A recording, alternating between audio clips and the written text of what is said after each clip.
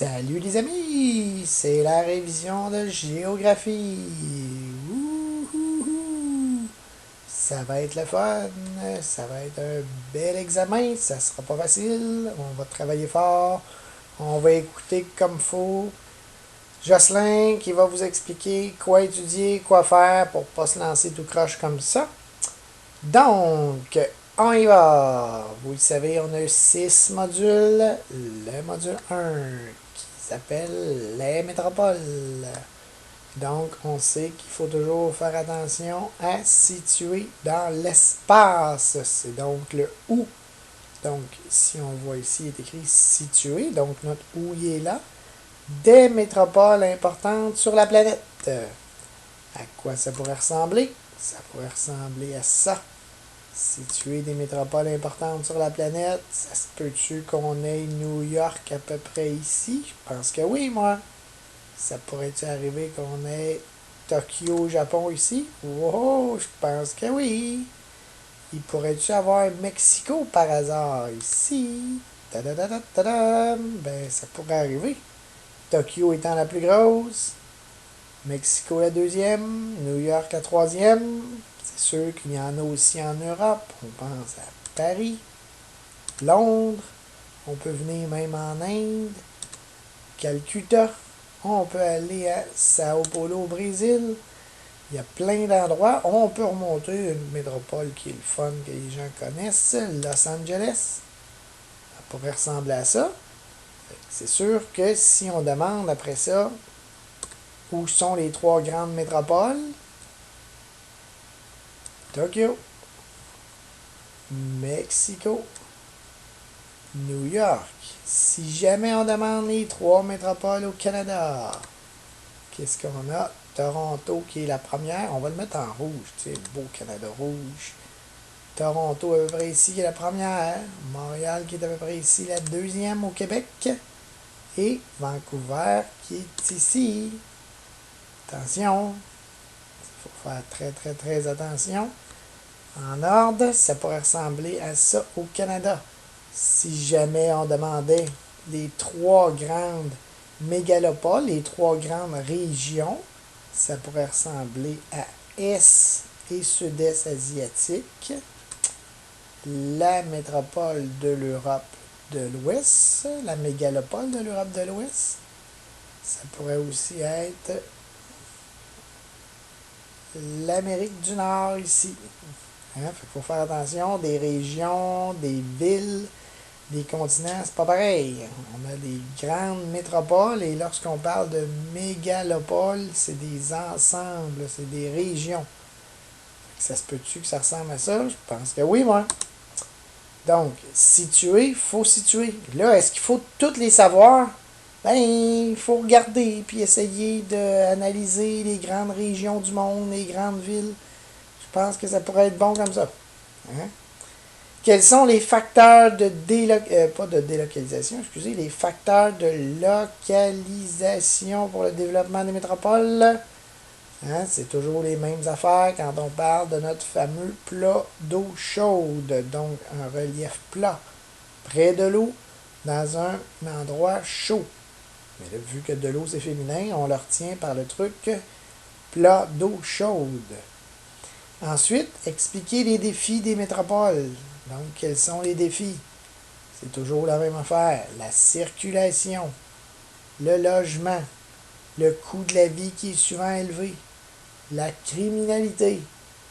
Hein, circulation, je pense que je l'ai dit, là, je ne me rappelle pas, mais ça peut ressembler à ça. Ramasser les ordures, la qualité de l'air, donc ça rentre dans la pollution. Fait que c'est un peu ça qu'il faut savoir pour le chapitre 1, le module 1, les métropoles. On s'en va maintenant au module 2. Hein, ça roule bien. Module 2, les territoires autochtones. Quels sont les territoriaux des Autochtones? C'est toujours la même affaire. Les droits de pêche, les droits de chasse, lorsqu'on veut construire une centrale hydroélectrique, ça enlève de la faune, on brise la flore, les animaux s'en vont, on détourne des rivières. Tout ça, ça brise les territoire de chasse et pêche de nos amis autochtones. C'est pour ça qu'ils revendiquent des droits territoriaux. Lorsqu'ils sont passés par le détroit de Bering il y a 10 000 ans, hein, ici, on va aller voir, toujours dans notre camp, allons voir ça, le détroit de Bering, comme ça ici, lorsqu'ils sont passés par le détroit de Bering. Pourquoi ils sont passés par le détroit de Bering? Parce qu'ils chassaient le mammouth, et le mammouth ont été exterminés dans cette région-là. C'était une glaciation. Ils ont continué. Ils sont arrivés ici. Vu que c'était glacé, ils ont passé. Ils sont descendus un petit peu partout en Amérique. Comme ça. Il y en a qui sont venus ici. Il y en a qui sont montés vers le nord. Il y en a qui sont montés ici vers le nord là. Il y en a qui sont montés vers le nord ici. Ce que ça fait les Autochtones. Donc, c'est des droits territoriaux. Ils étaient là en premier avant l'arrivée des Européens qui, eux, sont arrivés comme ça. Christophe Colomb est arrivé à Cuba. Hein? Oups, j'ai pas mis la bonne place. Christophe Colomb, bougez pas, il partait de l'Espagne. Ici. Hein? On se rappelle, les Portugais, autres, ont descendu par là. Ça n'a pas marché. Après ça, ils vont venir ici au Brésil. Là, ça va être correct. Mais c'est plus tard. Donc, les Anglais sont arrivés aux États-Unis, les Français par le fleuve Saint-Laurent. Donc, eux sont arrivés comme ça, sont arrivés par l'est, alors que les autres sont arrivés aussi de l'est, mais sont finalement arrivés vers l'ouest des détroit de Bering. Donc, les droits territoriaux, ils étaient là avant. Voilà, on peut faire ça. Ça fait beaucoup de choses, mais comme je vous dis, écoutez, concentrez-vous. Les changements dans les modes de vie des Autochtones, avant et maintenant. Avant, il y avait des igloos, maintenant des maisons préfabriquées. Avant, des traîneaux à chiens, maintenant des VTT, donc des 4 roues, ainsi que des skidoo, ainsi que des camions. Hein? Avant, la tradition se faisait de bouche à oreille. Les plus vieux se donnaient les trucs. Maintenant, ils ont quand même si c'est loin, ils ont Internet, ils ont la télé, ils ont la radio. Ils ont même des stations de radio, des stations de télé, on en a parlé. Ils ont plein de choses. Ils ne vivent plus dans les igloos, puis ils ne chassent plus avec un tiron de glace. Ils chassent encore, mais avec des méthodes, des filets, puis des cannes à pêche, puis let's go. Maintenant, on y va les conséquences des constructions des centrales sur les territoires autochtones par rapport aux Autochtones. On l'a dit tantôt.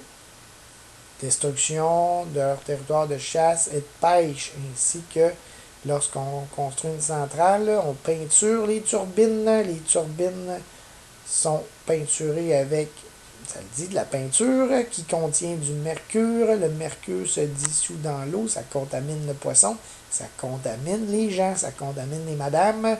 Quand ils vont avoir des enfants, ça se peut que les enfants soient handicapés. Ça se peut même que la madame soit trop intoxiquée au mercure, qu'elle ne puisse pas avoir d'enfant. Donc, c'est des causes, ça. Donc, les causes et les conséquences. C'est surtout les conséquences. Hein? Les causes, c'est la centrale. Les conséquences, c'est ce qui arrive après. Ensuite, si on descend ici comme ça, qu'est-ce qui se passe ici comme ça si on descend? On efface ça. Le module 3. Ici. Module 3. Les climats et la végétation. La crise forestière, moins de papier, moins besoin de papier. Qu'est-ce que ça fait sur la population? Ça perd des emplois. Les gens sont obligés de déménager. Pourquoi? On a besoin de moins de papier. Parce que les gens ont plus accès à l'informatique. Plus d'informatique, qu'est-ce que ça fait? Des applications, on lit les journaux en ligne, qu'est-ce que ça donne? Moins besoin de papier. Ensuite, nous avons ici la Mauricie. La Mauricie, on demande sa végétation et l'économie reliée à celle-ci. Donc, la végétation en Mauricie, c'est une végétation de feuillus très, très, très légèrement parce que rapidement, on tombe dans la forêt mixte. Ensuite, on a la forêt boréale. Ce sont donc des petits arbres. Avec des petits arbres, on en coupe beaucoup, mais on va faire des pâtes et papiers. Le déboisement. Qu'est-ce que le déboisement? C'est lorsqu'on coupe des arbres, ça devient néfaste pour certaines régions. Pourquoi? Encore une fois, destruction de la faune, de la flore. Aussi, ça va être les rives où il y a des lacs. Les arbres n'absorberont plus les déchets. Ça va, les minéraux dans la terre, dans le sol, ça va contaminer les lacs.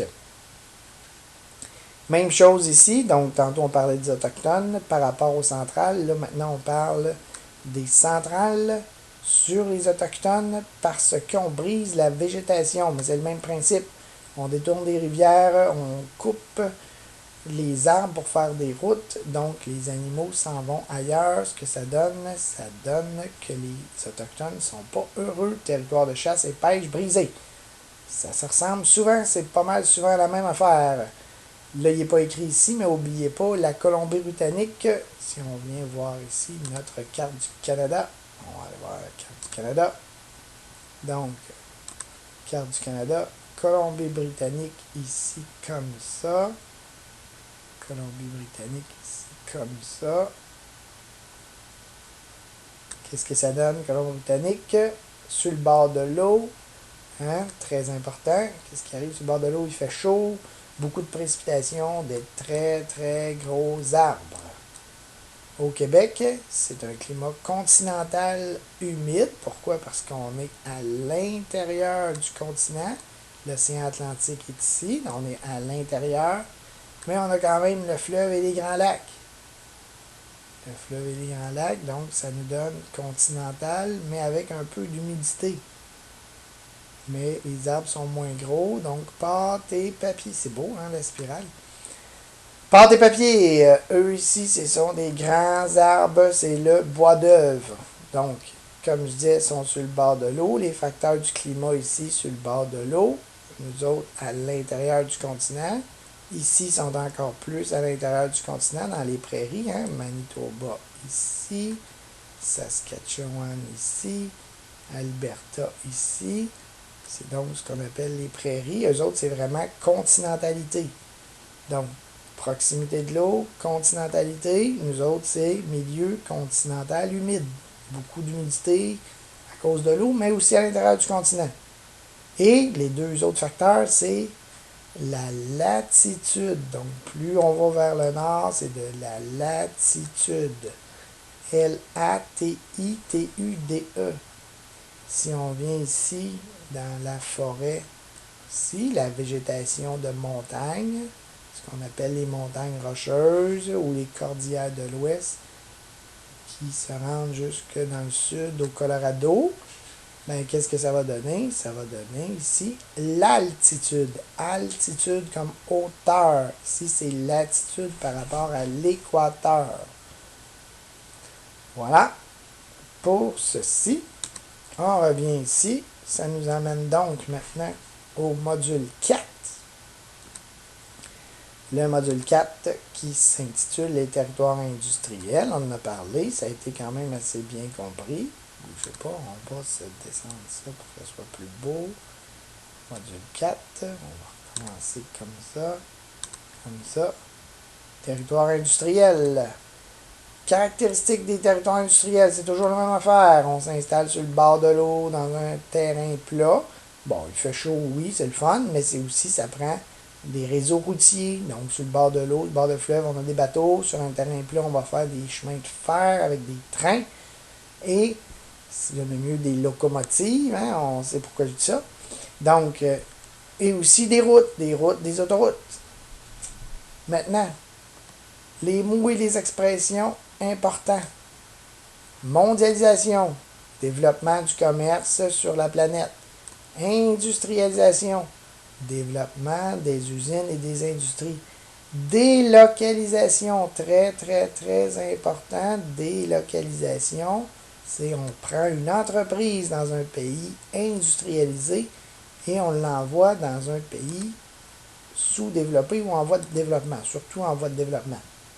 Donc, un exemple, qu'est-ce qui arrive? Rappelez-vous le film qu'on a vu ici. Il y a une boutique de linge à Montréal. Marc Labrèche part, il s'en va voir au Mexique. Il se trouve à se rendre compte que ça coûte moins cher.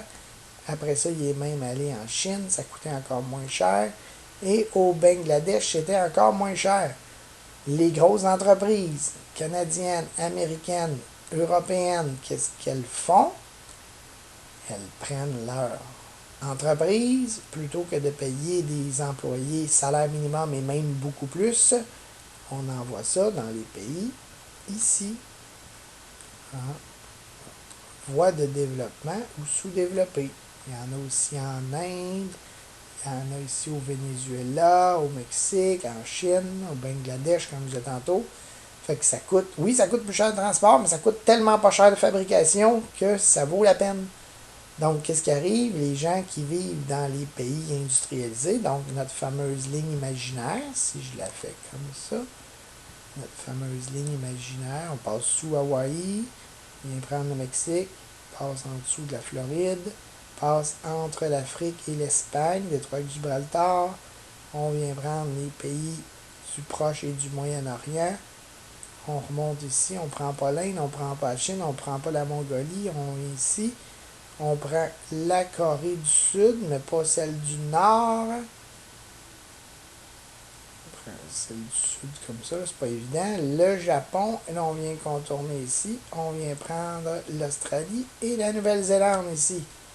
Comme je dis, si on tire sur la ligne, tous les pays en haut, le Nord, vont exploiter les pays au Sud qui malheureusement sont pauvres. Donc il faut en connaître quelques-uns. Russie, France, Angleterre, Canada, États-Unis, Australie, Japon. Et les pays pauvres, il faut en connaître quelques-uns. Mexique, Inde, Chine, Brésil, Argentine. Bon, tous les pays d'Afrique, ça c'est les pays pauvres. Voilà pour ça. Donc, lâchez pas, ça va bien, ça achève. Les raisons qui expliquent pourquoi les entreprises doivent fabriquer leurs produits dans les pays en voie de développement, je viens d'en parler. Identifier des pays industrialisés par rapport à des pays en voie de développement, je viens d'en parler. Carte du monde, les pays riches, les pays pauvres, pays en haut de la ligne, pays en dessous de la ligne. Et les avantages et les désavantages à délocaliser, donc à envoyer dans un autre pays. Ne demandez pas qu'est-ce que la délocalisation, ça fait 3 fois que je vous le dis. Les avantages, plus de profit, plus d'argent, pas besoin de soucier de les syndicats des autres pays. Et les désavantages pour les pays, ben, qu'est-ce qu'ils ont? Ils sont sous-payés, exploités, des longues heures de travail, pas de congé de maladie, pas de congé de maternité, pas de vacances payées. Donc, tout ce qui est des avantages pour les pays riches deviennent des désavantages pour les pays pauvres. Voilà, une autre affaire de fait. Maintenant, on s'en vient. Module 5, territoire sur l'énergie. Beaucoup de questions à l'examen là-dessus.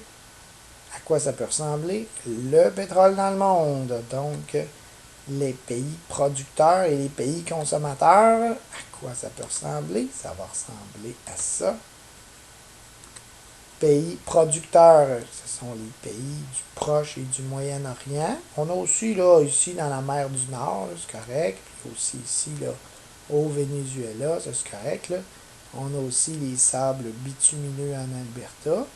Mais là, c'est vraiment ici qui sont les gros pays, pays du Proche et du Moyen-Orient. L'Irak, l'Arabie Saoudite, le Koweït, les Émirats Arabes Unis. Ce sont ces pays-là. Ça va? Et les pays consommateurs, ben, ce sont la région sud-est asiatique, donc le Japon, la Chine, l'Indonésie, la Malaisie, ce sont ces pays-là. Les pays européens où il y a un gros bassin de population, donc la France, là j'ai pas pris l'Angleterre, l'Angleterre comme ça. La France, l'Angleterre, l'Espagne, l'Italie, l'Allemagne, la Grèce, l'Autriche, la Suisse, tous ces pays-là, ce sont des pays qui ont beaucoup d'auto, besoin de pétrole. Et les pays de l'Amérique du Nord. Donc, là, je suis peut-être un petit peu haut ici. Il faudrait peut-être être plus dans le sud pour les grandes villes canadiennes avec les villes américaines. Donc, si on le fait plus clair, à quoi ça ressemble? Ça ressemble à ça. Tadam! Tadam! Tadam! C'est surtout l'Est de l'Amérique. Donc, Est et Sud-Est asiatique, Europe, Amérique du Nord, pays consommateurs. Le pays producteur, les pays producteurs. Oups, là, c'est changer de couleur. On va mettre une belle petite couleur, vert comme ça. Vert comme ça. Tadam! Producteur, consommateur. C'est facile. On revient ici. Le pétrole au Canada. Les sables bitumineux. Quelle est la différence? On va mettre ça noir, excusez-moi. Quelle est la différence? Pétrole au Canada. Oh, je veux avoir du noir. Quelle est la différence? Sable bitumineux, c'est enfoui dans le sol. On doit, avec de l'eau, dissoudre pour enlever la boue, rendre ça liquide. Pays du Proche et du Moyen-Orient, il est déjà liquide. L'énergie hydroélectrique. Oh, attendez un petit peu. Avant d'aller là, on va venir continuer le pétrole. N'oubliez pas, le pétrole, oui, ça fait grandir les villes. Qu'est-ce que ça veut dire? Surtout en Alberta. Ça veut dire qu'une ville comme Calgary prend énormément d'ampleur. Cette ville-là va augmenter ses coûts de logement, augmenter le coût des maisons. Oui, les salaires sont bons, mais ça coûte cher.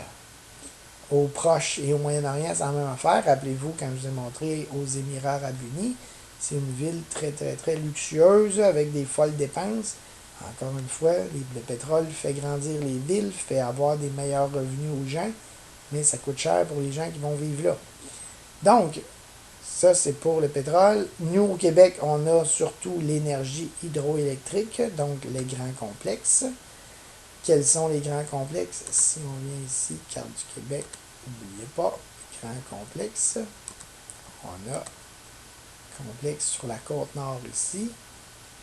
Complexe Manicoutarde, parce qu'on a une rivière qui s'appelle la rivière Manicouagan et des rivières Outardes. On a donc fait des complexes 1, 2, 4 et 5. Il n'y a pas de 3. 1, 2, 3, 5. C'est 1, non, excusez. 1, 2, 3, 5. Il n'y a pas de 4. Et ici, on a fait le complexe qu'on appelle le complexe La Grande. Ici, c'est Manic 1, 2, 3, 5. Ici, c'est le complexe LG, La Grande, pour les rivières où il y a la grande rivière à la baie James. Les deux grands complexes hydroélectriques. Forcément, on est dans le nord. Qu'est-ce que ça va faire?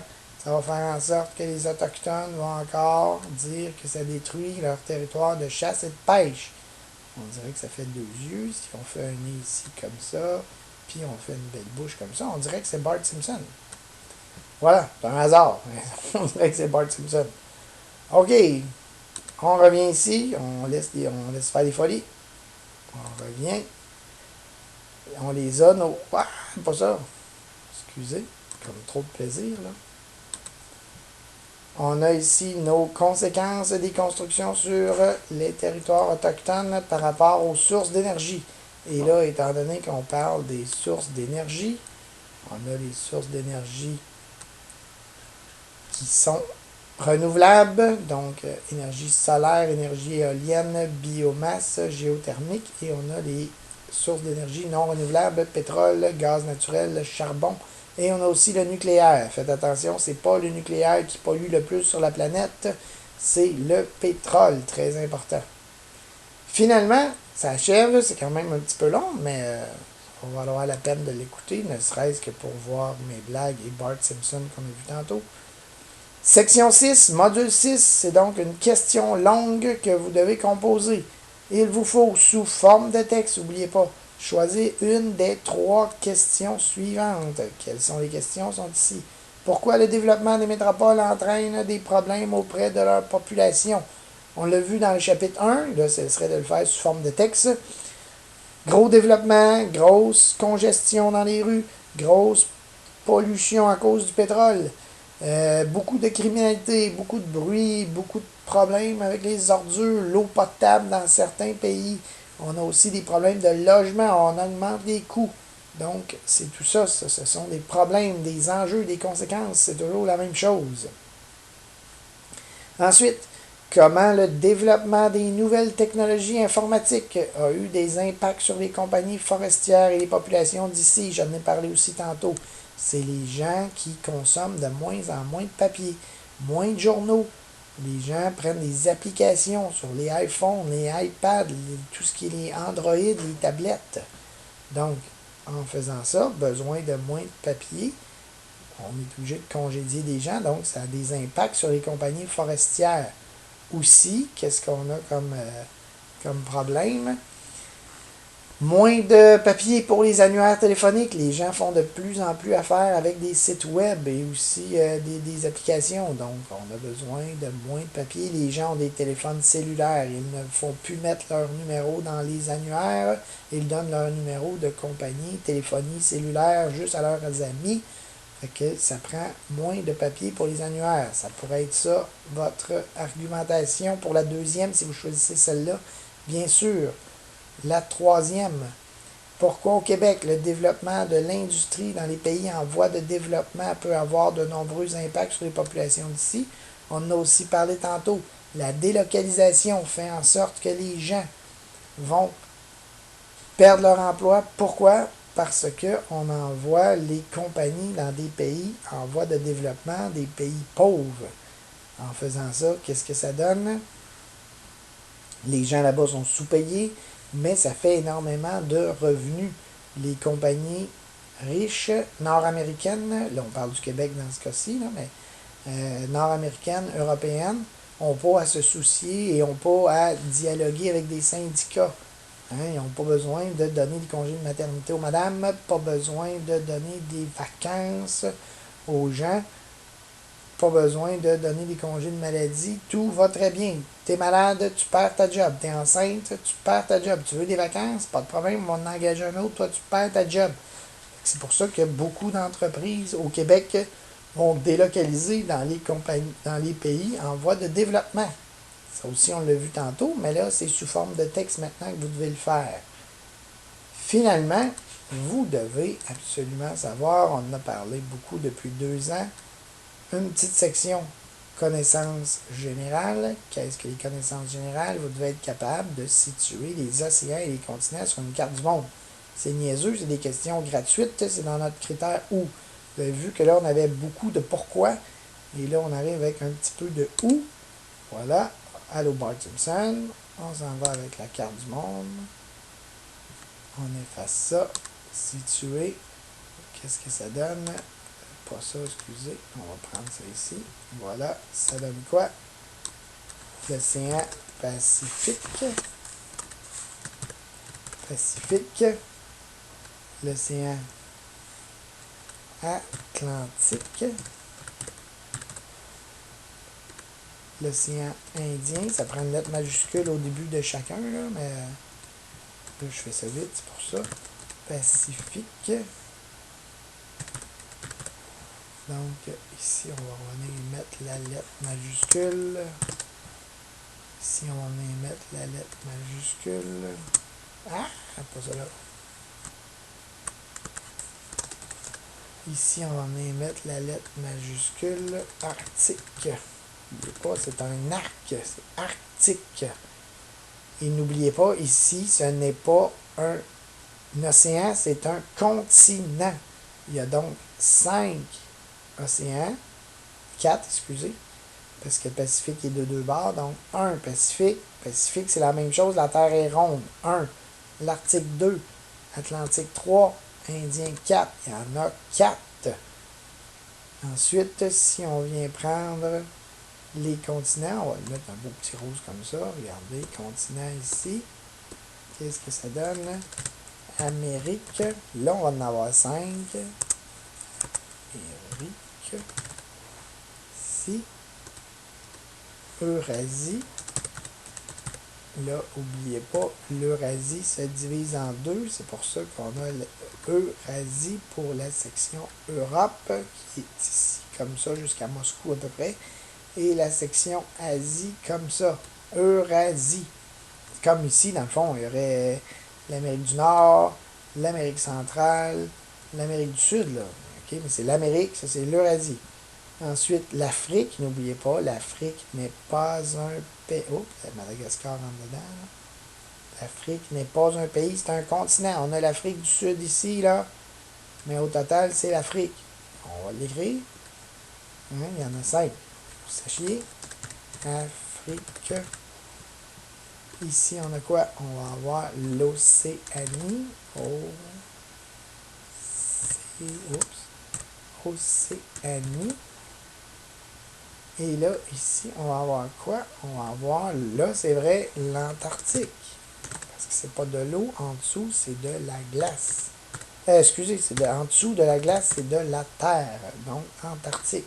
Ça fait donc 1, 2, 3, 4, 5. Tantôt, on avait nos 4 océans Pacifique. Une fois Pacifique, c'est la même chose. Ça fait 1, 2, 3, 4. Hein? 1, 2, 3, 4. 4 plus 5, ça fait 9. C'est donc 9 points gratuits, 9 points gratis, 9 points gratos. Il ne faut pas le manquer. Ça va? Tout va très bien aller. Bonne chance. Amusez-vous en réécoutant la capsule si vous avez encore des interrogations. Bye bye!